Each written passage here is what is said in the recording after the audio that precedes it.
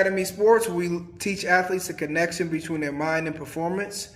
I want to talk about this video, the 3 type of mental coaches that will come and speak to your team.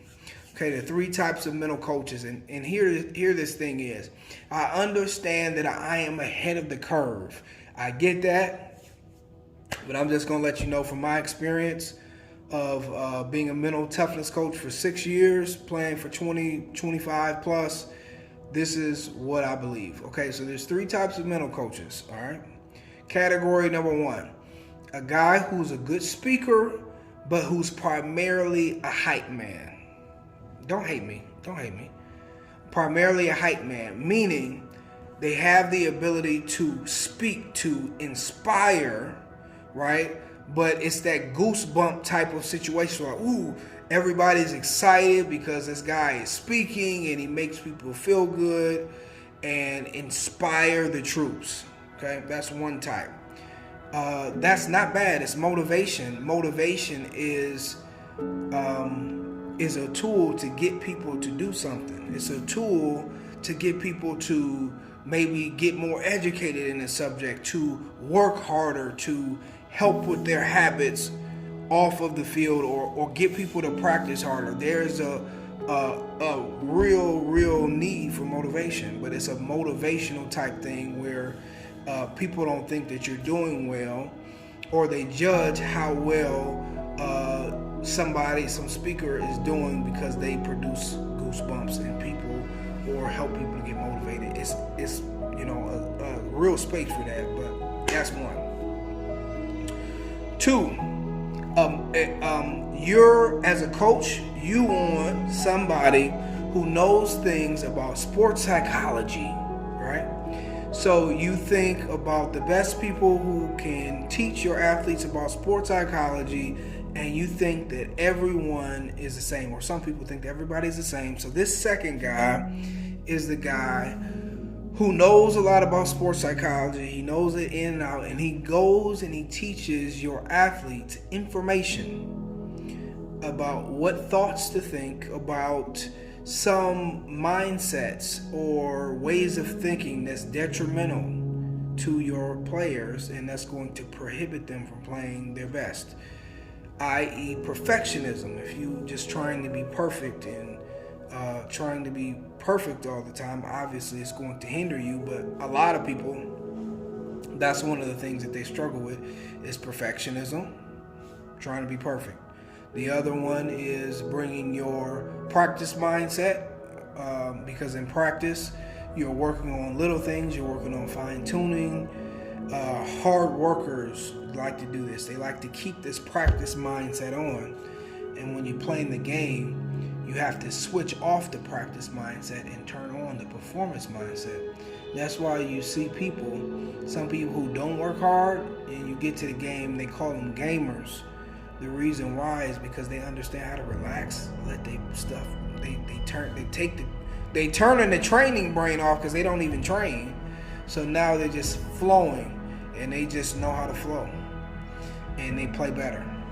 So one thing right there is, so if I'm an informational guy, I can teach you, specific ways to think, and it will help, it will help a player because they're not thinking erroneously about perfectionism or keeping the practice mindset on, stuff like that. So sports psychology principles. A guy will come in and teach sports psychology principles, which, like I said, guy 1 and guy 2 are valuable.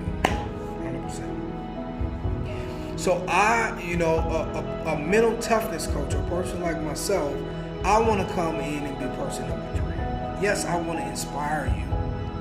I want to inspire you to work hard. I want to inspire every athlete to work hard, because there's a level of work that I don't believe athletes know about, and there's a work ethic, there's a muscle memory that's required every day. And sometimes athletes think that if they work hard over the summer, they're good, or they work hard once a week. No, there's levels to this thing.